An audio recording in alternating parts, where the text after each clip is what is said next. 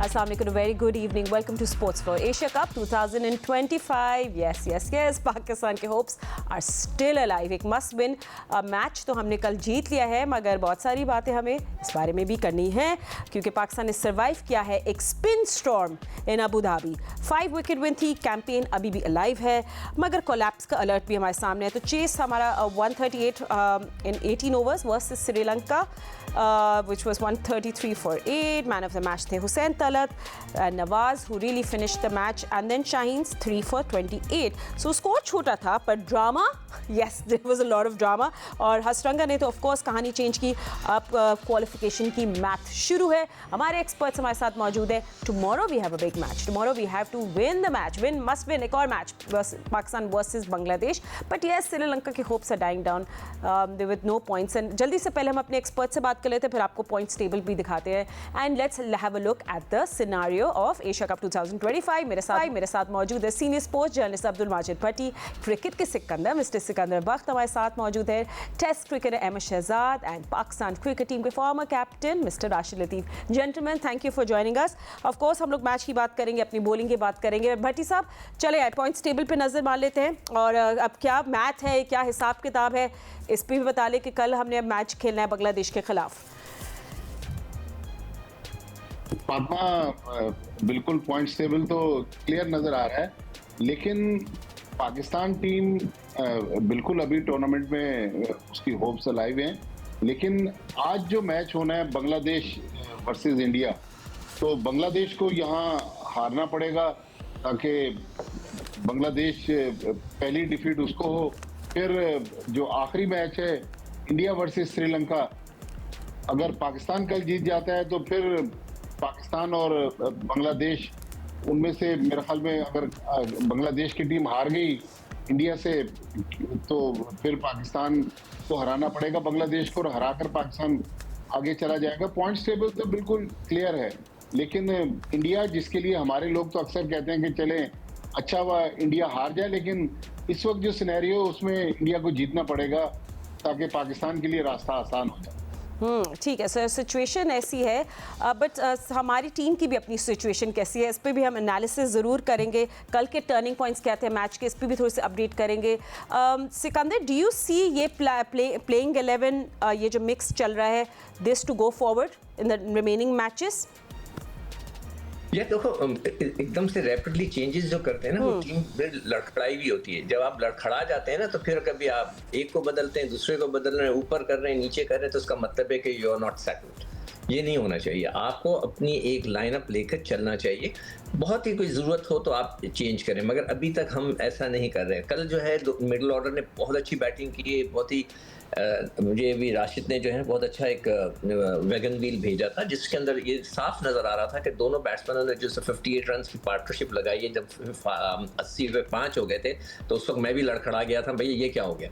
डर लगने लगा था. जितने लोग थे उन्होंने मुझे घेरा हुआ था. कल मेरे पास कोई ऐसा स्पॉट नहीं था खाली कि मैं वहाँ बैठता. मैं चारों तरफ लोग बैठे हुए थे, मैं कोना पकड़ा हुआ था, मगर ऑब्वियसली पाकिस्तानी आ जाते हैं, प्रॉब्लम हो जाती है. तो खैर वो उस वक्त सब ये कह रहे थे मारे गए, मगर बहुत अच्छा दोनों खेले. दोनों ने दोनों तरफ बैटिंग की, बहुत अच्छी बैटिंग की. और उससे साफ नज़र आता है कि जो लड़के हैं जो डोमेस्टिक क्रिकेट खेलते हैं, फर्स्ट क्लास क्रिकेट, उससे बड़ा फ़र्क पड़ता है. तो ये तो सब सही है. अब साइम की पोजीशन जो है गलत, वो ऐसी हो गई है कि डाउटफुल हो गई. क्या उसको खिलाना चाहिए या उसको एज अ बॉलर खिलाना चाहिए? अगर एज अ बॉलर खिलाना चाहिए तो वो बैटिंग, उसने कल बॉलिंग ही नहीं कराई. तो अब समझ में नहीं आ रहा है कि वो किस तरह सोच रहे हैं कि हसन नवाज को, मेरे ख्याल से कल हसन नवाज को अंदर होना चाहिए था, मगर वो नहीं हुआ. तो अब जो है हो सकता है हसन नवाज को लेकर आए, उसको ट्राई करके देख लें. साइम से रन्स नहीं हो रहे तो मेरे हिसाब से उनको लेकर ना. बॉलिंग बिल्कुल ठीक है, सब कुछ सही है बॉलिंग का. तो साइम का होने से ये होता है कि कभी ज़रूरत पड़े तो उसकी बॉलिंग काम आ जाती है. बिल्कुल, जहाँ मिस्ट्री स्पिन ने मैच को मिस्ट्री बना दिया था, वहाँ नवाज ने भी 18th ओवर को एक it was like an Instagram reel. I loved watching that over. But anyway, जिस तरह आप बात कर रहे हैं राशिद भाई, हुसैन तलत की भी, I mean I would like to see कि एक बड़े स्कोर जब हो बोर्ड पे ना, लाइक 180 प्लस, उसमें वो किस तरह बैट करता है. फिर मैं ज़रूर उनका टेम्परामेंट और देखना चाहेंगे, I am sure, but he did good yesterday. मगर जिस तरह सिक्कू बात करें कि हमें किसी तरह हसन नवाज को फिर एडजस्ट कर लेना चाहिए, but at expense of who? Saim Ayub ही सर, कोई फैंस यही बात कर रहे हैं. देखिए, अभी आपने हुसैन तलत की बात की कि हम बात कर रहे हैं कि 180 चेज कैसे करते हैं.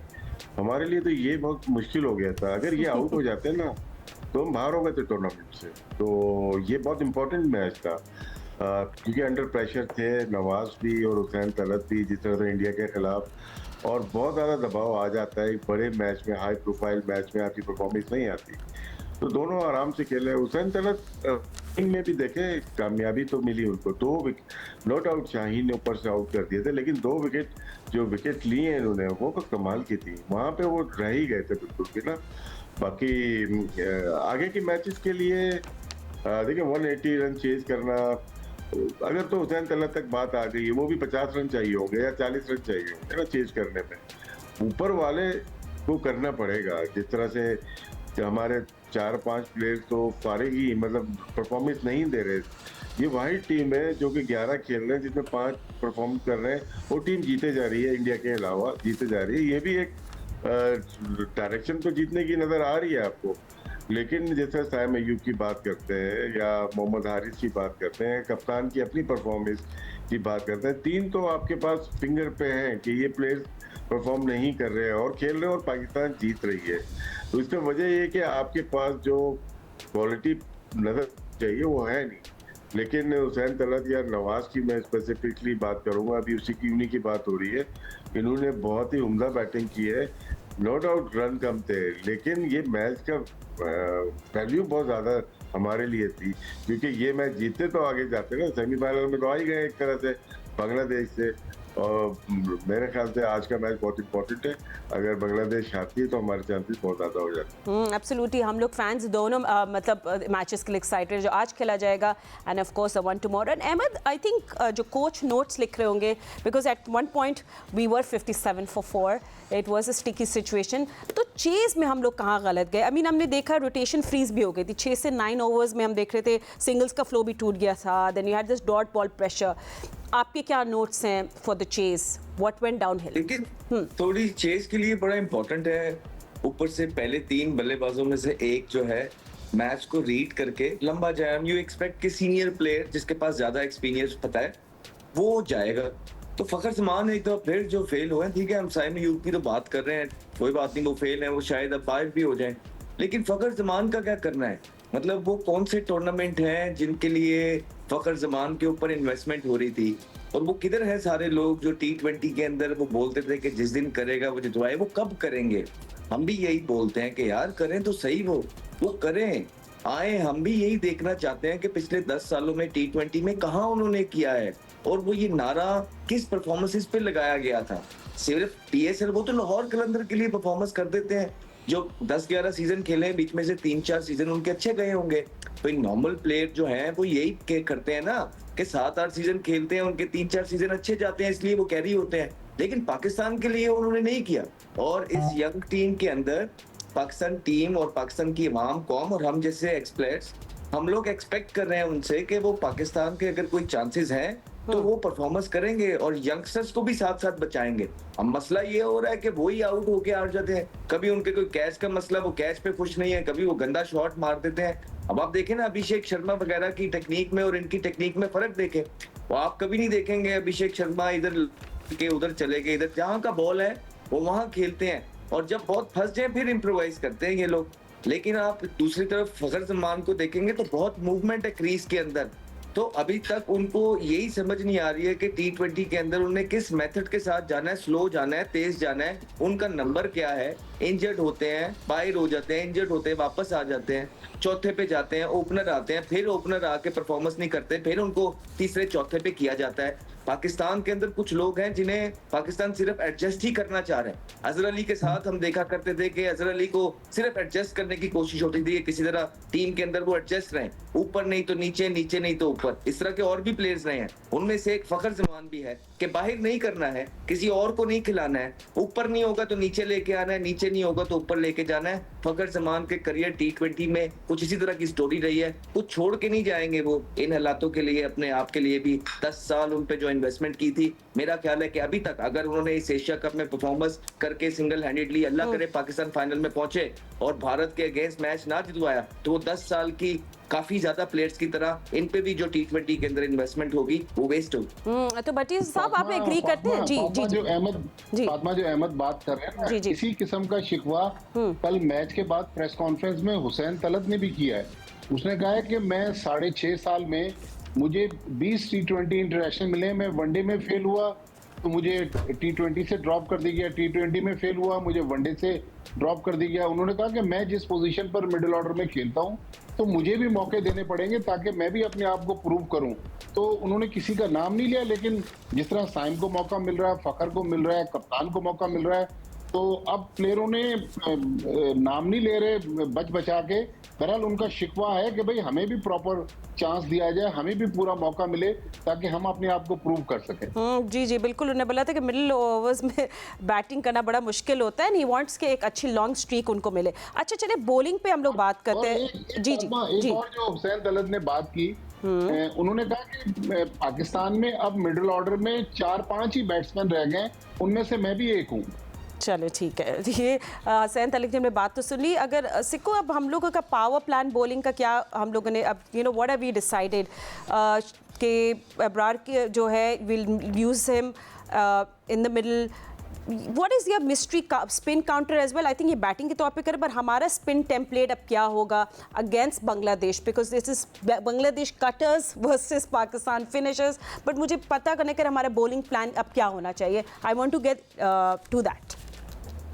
यार देखो अभी जो कल जो 3 पेसर्स ने गेंदें की है, बल्कि 4 ने किए, तो हुसैन तलत ने भी आउट किए, उसने भी बॉलिंग की, फहीम ने की, हारिस ने की और उसने की, शाहीन ने। तो हो सकता है यहाँ पर ये चारों ना चल, मतलब है कि चारों की जरूरत नहीं हो, स्पिनर्स की जरूरत हो। तो इब्रार के साथ हमें कोई ना कोई रखना है। हम क्यों नहीं बॉल करा रहे मोहम्मद नवाज से मुझे नहीं पता। भट्टी साहब ने अगर पूछा हो प्रेस कॉन्फ्रेंस में किसी से कि भाई क्या हो गया, 2 मैच गुजर गए हैं, मोहम्मद नवाज बिल्कुल ही गायब हो गया है। अगर ऐसा लग रहा है कि जी या तो वो अनफिट हैं, ऐसा तो नहीं होता कि एक बॉलर को आप कहें कि हमारा बेस्ट लेफ्ट आर्म स्पिनर है और फिर वो 2 मैचों में बॉल ना कराए। ये पिचेस तो स्पिनर्स के लिए। तो ये बड़ा एक क्वेश्चन मार्क है। अगर हुसैन ये अपना मोहम्मद नवाज बॉलिंग नहीं करा रहा तो फिर आपके पास बॉलर तो रह गए ना, आपके पास फिर कौन है? अब आगा जो है उसने कल 1 ओवर कराया, उससे पहले बॉलिंग ही नहीं कराई, तो ये बड़ा डाउटफुल हो जाएगा। इसलिए तो मैं कह रहा हूँ कि साइम को आपको रखना पड़ेगा नीचे, आप उसको बैटिंग दें बिल्कुल और बॉलिंग करवाएं, अब उसको बॉलर ही बना दें। अब क्या कर सकते हैं, वो अगर सईद अनवर नहीं बना, सईद अजमल ही बना दें, उसको कराएं बॉलिंग। अब क्या कर सकते हैं, आपके पास होना तो चाहिए ना कोई बॉलर। आपके पास वो बॉलर नहीं है, यहाँ पर तो सारे स्पेसर्स नहीं चलेंगे, you have to have spinners. तो अब ये डिसाइड करना है, या फिर सुफियान को खिलाएं उसकी जगह लाकर, देख लें आप किसको खिलाना चाहते हैं। तो मेरे हिसाब से तो एक बॉलर स्पिनर और होना चाहिए अगर मोहम्मद नवाज बॉलिंग नहीं करा रहे। अदरवाइज मोहम्मद नवाज को बॉलिंग 100% करानी चाहिए। I don't know why is not bowling. ये कोई फार्मूला नहीं है कि लेफ्ट हैंडर आ गया तो मैं बॉल नहीं करूंगा या उसको बॉल नहीं कराई जा रही। मुझे तो कुछ चीजें बिल्कुल ही समझ से बाहर हैं, तो अभी मैं क्या कमेंट्स दूं। मेरे हिसाब से तो नवाज को खेलना चाहिए और बॉलिंग करानी चाहिए। उसको बॉलिंग नहीं कराता तो it's useless. Asha, because if he's here as a star all-rounder, he should bowl and he does bowl very well. And Rashid भाई, I think आप भी एग्री करेंगे। और क्या हम आप लोग को जैसे जब राशिद भाई बात करें, हम क्या बैकग्राउंड में आप लोगों को बेस्ट इकोनॉमी रेट भी दिखा दें एशिया कप में किन बॉलर्स का है? जी राशिद भाई, let's have a look at that as well. और आप ये नवाज वाली बात पे आपको एडिशनल कमेंट्स देना चाहते हैं तो उस पर बात करें।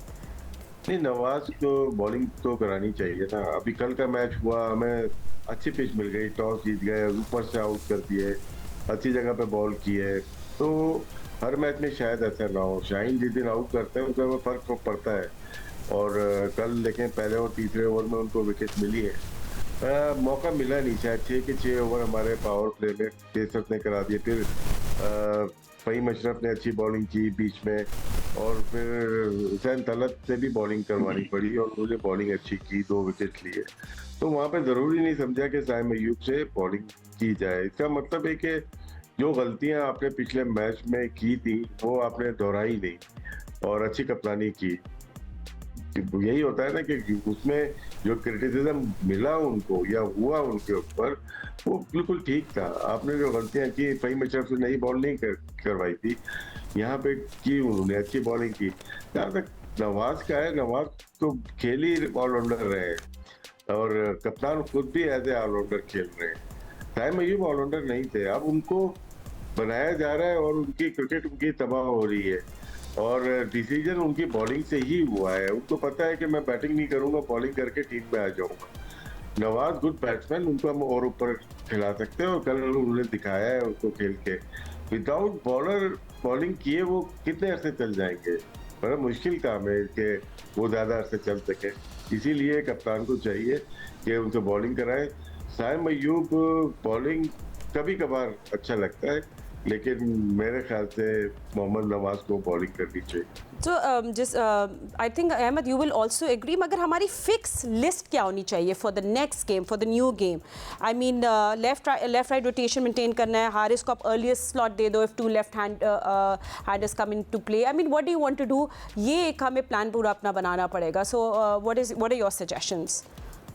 इस जो कॉम्बिनेशन यहाँ लेके गए हैं इसके हिसाब से तो आइडियली ये होना चाहिए कि दूसरा फास्ट बॉलर भी होना चाहिए जो नया बॉल से बॉलिंग करे और डेप्थ में भी।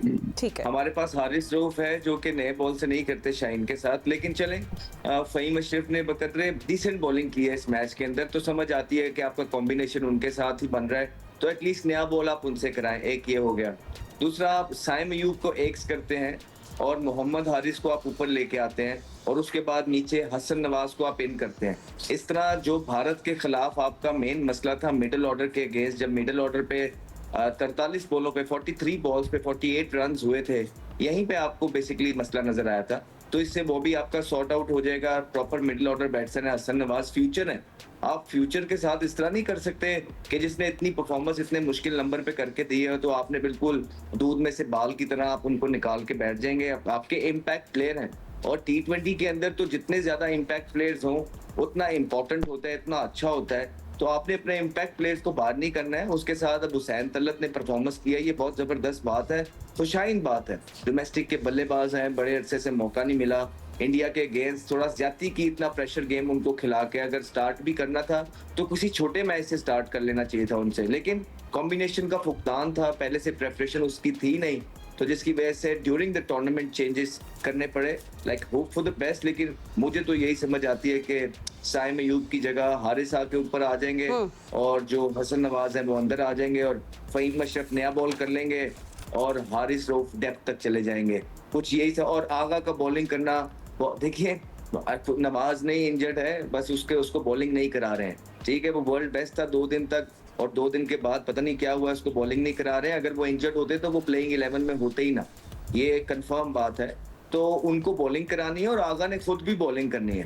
जैसे ही लेफ्टी बैटर आए, जिस तरह भारत के अगेंस्ट आए थे, ये तो बड़ा जबरदस्त मौका है, तो वही सरफराज वाली हरकतें सारी करने लग गए हैं जब वो एक टाइम पे छुपने लग गए थे और उनकी कोशिश होती थी कि बस मैं कप्तानी करके चला जाऊं, ना मेरी बैटिंग आए ना बॉलिंग आए ना कुछ हो, और चुप करके जो है ना चीजें हो जाए। वही अब सलमान अली आगा हमें बड़े मैचेस के अंदर करते हुए नजर आ रहे हैं, तो आई थिंक के ये थोड़ा सा देखना पड़ेगा इन चीजों को। सलमान अली आगा को इन चीजों को देखना है और लीड फ्रॉम द फ्रंट करना है और बॉलिंग करनी है। Absolutely, I was just going to take that away from you कि सलमान अली आगा के बारे में सब फैंस और एनालिस्ट यही कह रहे हैं, will have to lead from the front. Remember Bangladesh ने सुपर फोर्स के ओपनर पे श्रीलंका को शिकस्त दी थी, उन्हें चेस कर लिया था 169। So yes, Bangladesh is also in good form. उनको किस तरह हमने टैकल करना है इस पर हम लोग बात करेंगे, but after short break, don't go anywhere. Right, so Pakistan ने तो बांग्लादेश को फेस करना है कल, बट उससे पहले big match again for Bangladesh. Bangladesh और इंडिया एक दूसरे के आमने सामने होंगे। यस, बांग्लादेश का कॉन्फिडेंस स्काई हाई होगा श्रीलंका को शिकस्त देने के बाद, बट यस वो इंडिया से हार चुके हैं ग्रुप स्टेज में भी। तो आखिरी दफ़ा जब इंडिया ने बांग्लादेश को शिकस्त दी थी, बांग्लादेश ने जब इंडिया को शिकस्त दी थी वो 2019 में था। सो यस, जो एक्सपीरियंस बांग्लादेश प्लेयर्स हैं उनको अब स्टेप अप करना पड़ेगा against India, and they are doing, of course India on the other hand is doing well. हमारे एक्सपर्ट्स हमारे साथ हैं, उन्हीं से बात करेंगे। सो बटी साहब, गुड मैच जो हम लोग भी सब मिलके देखेंगे, बट यस बांग्लादेश को एक ज़बरदस्त फाइट देनी मिलेगी और उनको कॉन्फिडेंस तो मिल गया लास्ट मैच के बाद। जी हाँ फातिमा, बांग्लादेश की जो टीम है रिसेंटली पाकिस्तान के खिलाफ तो उसने 6 T20 इंटरनेशनल खेले। 3-0 हम जीते थे लाहौर में, लेकिन जब हम ढाका गए तो 2 मैच उन्होंने जीते, सीरीज जीत ली, फिर आखिरी मैच हमने जीता। तो दोनों को एक दूसरे को बहुत अच्छे तरीके से जानते हैं। लेकिन अगर इंडिया बांग्लादेश का कंपैरिजन करें तो दोनों के दरमियान जो 19 T20 इंटरनेशनल में मैच हुए, 18 इंडिया ने जीते हैं, तो वहां तो इंडिया डोमिनेट कर रहा है। लेकिन फिल सिमंस जो उनके हेड कोच हैं, उनके आने के बाद आप देखें बांग्लादेश की टीम एक बिल्कुल डिफरेंट टीम नजर आ रही है। सैफ हसन जिसने अभी श्रीलंका के खिलाफ मैच जितवाया था, तौहीद, ये सब नए लड़के हैं लेकिन बड़े जबरदस्त प्रॉमिसिंग प्लेयर हैं। और जो सबसे अच्छी बात है जो हमारे यंगस्टर्स में नजर नहीं आती कि वो स्ट्रेट बैट से खेलते हैं, इधर उधर नहीं चलाते कि क्रॉस खेल के विकेट थ्रो कर दें। अब आप सिक्कू भाई उस दिन बात भी कर रहे थे, सैफ हसन ने जो इनिंग्स खेली थी श्रीलंका के खिलाफ बिल्कुल वी में खेल रहे थे और बड़े प्रॉपर क्रिकेटिंग शॉट्स खेल रहे थे। तो मेरा ख्याल हमारे कोच भी इतने ज्यादा बॉलर्स को लेके चले हुए हैं, तो वो ही हिसाब है कि अगर आप किसी रेस्टोरेंट में बुफे खाने चले जाएं जहां 100 डिशेज हैं, फिर आपको चॉइस मुश्किल होती है कि क्या खाएं क्या ना खाएं। तो अब ये माइक हैसन का भी मेरे ख्याल में वही मसला मुझे नजर आ रहा है। Talking about a buffet, I mean, it was I'm actually feeling hungry right now. But Sikandar, I think coming into this tournament, Bangladesh की भी वही problem थी, inconsistency at top. And अब अब I think वो concern थोड़ा सा इनका relax हो गया with Saif and Tauheed जो runs बना रहे हैं. But Tanzid Hasan and then Liton Das, इन लोगों को step up करना पड़ेगा if they want to win this match. यार पिछला जो मैंने मैच देखा था वो देखिए, एक मैच अब एक आप अच्छा खेल लेते हैं ना तो एक कॉन्फिडेंस लेवल आपका बढ़ जाता है। तो वो आई एम श्योर बांग्लादेश को ये जो उनका जो कॉन्फिडेंस है वो ऊपर आया हुआ होगा। और जो रिडॉय कहते हैं ना, शायद उसको प्रोनाउंस करते हैं रिडॉय जो है वो, और उसने प्रॉपर क्रिकेटिंग शॉट्स खेले, खासतौर पे जो उसने स्क्वायर कट्स मारे ऑफ स्टंप के थोड़ा सा शॉर्ट ऑफ लेंथ, उसने दोनों इतने खूबसूरत मारे। हम बैठ के यही बात कर रहे थे यार, ये तो मतलब ये कि ये हमारे वाले जो है अगर ऑफ स्टंप पे गेंद दे दो थोड़ी शॉर्ट तो लपेट के मारते हैं मिड ऑन के ऊपर, मिड विकेट के ऊपर और लॉन्ग ऑन की तरफ। भाई जिस जगह की बॉल है उसको क्रिकेट के शॉट्स खेलने चाहिए। मगर ये कि सबसे बड़ा जो फॉल्ट हमारे साथ चल रहा है वो यही है कि हम डोमेस्टिक क्रिकेट पे फोकस ही नहीं कर रहे। हम नीचे आते चले जाएंगे इसलिए कि डोमेस्टिक क्रिकेट से आपकी प्रॉपर क्रिकेट खेली जाती है। जो भी राशिद ने भी बात की कि आप ये देखें कि तलत और नवाज दोनों ने 70-80 जो है डोमेस्टिक मैचेस खेले हुए। आप दूसरों के उठा के देखें, किसी ने 10 खेले, किसी ने 12 खेले, किसी ने 4 खेले। मैं तो हैरान हूँ कि 6-6 साल हो गए हैं इनको पाकिस्तान टीम में खेलते हुए, डोमेस्टिक क्रिकेट नहीं खेली। यानी कि सिक्कू भाई आपकी बात कट गई। जो कंसर्न की बात है, कल रात का जो मैच था, पाकिस्तान के कप्तान सलमान अली आगा और साइम अयूब गूगली रीड नहीं कर सके, उन एयर में बीट हो गए। यार यही तो पिछले प्रोग्राम्स में भी मैंने रोना रोया था कि ये कैसे हो सकता है कि हम जब गैराज में छोटे थे और स्कूल डेज में गैराज में खेला करते थे ना क्रिकेट, तो वहां हम गुगली कराते थे।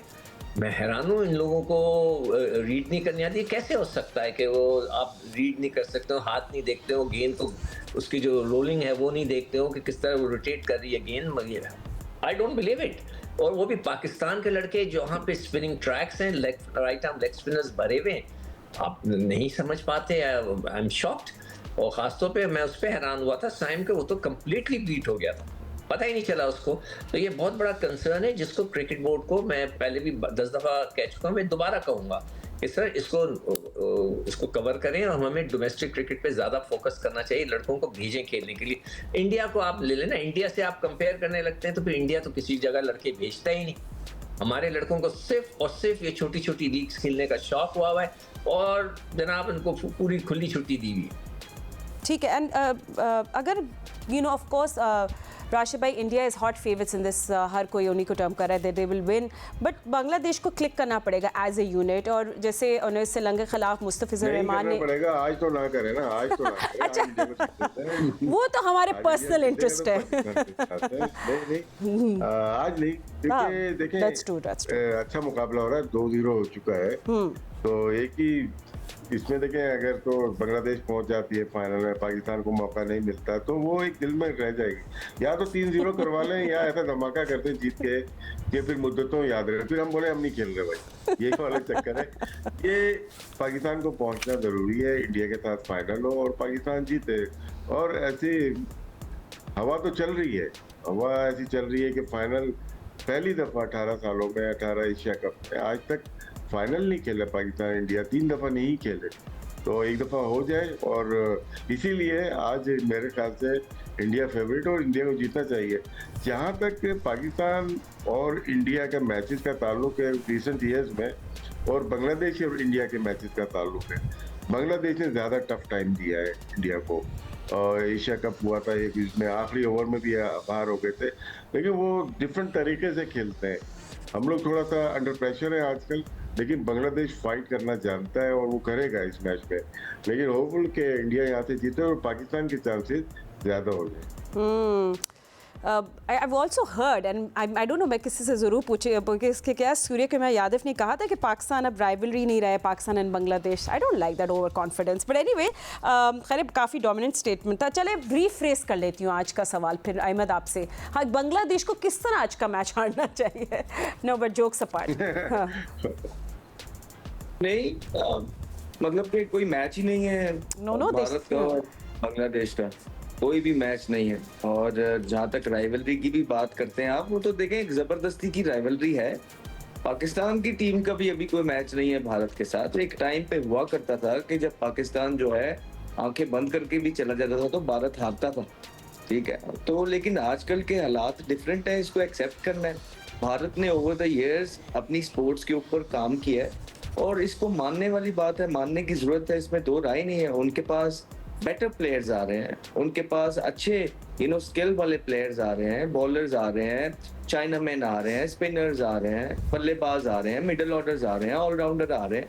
तो उन्होंने कुछ ना कुछ तो बेहतर किया है, तो हमें भी वही करना है। और जहां तक ये स्टेटमेंट्स की बात चल रही है, देखें ये चलती है, क्यों नहीं चलेगी। यू एक्सपेक्ट जिस इंसान ने पोस्ट मैच सेरेमनी में अपनी आर्मी को जो है ना डेडिकेट कर दी चीजें, उसके लिए इस तरह की छोटी छोटी बातें पोस्ट मैच में करना ये नॉर्मल है। You got to understand. तो इसको नॉर्मल तरीके से लेना है और अपनी गलती समझ के, गलती मान के अपने आप को बेहतर करना है कि कल किसी को मौका ना दिया जाए कि कोई ऐसी बात करेगा। और जहां तक भारत और बांग्लादेश का सवाल है, मेरे ख्याल से बड़ा वन साइडेड अफेयर रहना चाहिए अगर पूरी पोटेंशियल के ऊपर मैच होगा। हाँ, अगर कुछ और हो गया तो वो फिर अल्लाह ही हाफिज। वैसे इंडिया के क्या चैलेंजेस हैं, ये तो हम लोग इस पे बात तो नहीं कर सकते। सैमसन को इंडिया के मिडिल ऑर्डर में सेटल करने की काफ़ी कोशिश की जा रही है। आई थिंक बहुत बज़ है इसके अराउंड भी। भट्टी साहब, इंडियन कैप में देखिए, संजू सैमसन चूंकि आईपीएल में बड़ी उसकी परफॉर्मेंसेज हैं और पिछले दिनों वो टीम से बाहर रहे, उनको 11 में जगह नहीं मिल रही थी, इसलिए बार बार उनका जिक्र हो रहा है। लेकिन इंडिया की team other than Sanju Samson बिल्कुल एक एस्टेब्लिश टीम है। उनके पास बहुत ज़्यादा ऑप्शंस हैं, लेकिन वो 11 उनकी बिल्कुल सेट है। संजू सैमसन अब 11 में आ गए हैं, लेकिन आप देखें इंडिया को बहुत ज़्यादा उखाड़ पिछाड़ की ज़रूरत नहीं है। उनके कप्तान भी क्लियर हैं, उनके हेड कोच भी क्लियर हैं। लेकिन ये जो फातिमा राइवलरी की बात हो रही है ना, पाकिस्तान इंडिया की राइवलरी, वो हमारा दुश्मन है, ये राइवलरी तो हमेशा रहेगी। असल जो बात कर रहे थे, मैं तो उस प्रेस कॉन्फ्रेंस में मौजूद था, उन्होंने कहा सूर्य कुमार यादव ने कि अब हमारा और पाकिस्तान का कोई कंपैरिजन नहीं है। हम रिसेंटली इतने मैचेस पाकिस्तान के खिलाफ जीत लिए हमने कि अब हमारा पाकिस्तान का कोई मुकाबला नहीं है। वो उसको राइवलरी से कंपेयर कर रहे थे, लेकिन राइवलरी तो हमेशा रहेगी। राशिद भाई भी जिस तरह कल बात कर रहे थे कि हॉकी देख लें, इवन अरशद नदीम और चोपड़ा वाले केस में वहाँ भी हमारी उनके साथ राइवलरी है, वो तो खत्म नहीं हो रही। लेकिन हमें सूर्य कुमार यादव को गलत साबित करने के लिए अच्छा परफॉर्म करना होगा, अपना सिस्टम अच्छा बनाना होगा। एक मैं आपको मिसाल दूं कि हमारा अंडर 19 टूर्नामेंट जो शुरू हुआ, परसों डेरा मुराद जमाली की टीम 22 रन पर आउट हो गई 3 दिन पहले।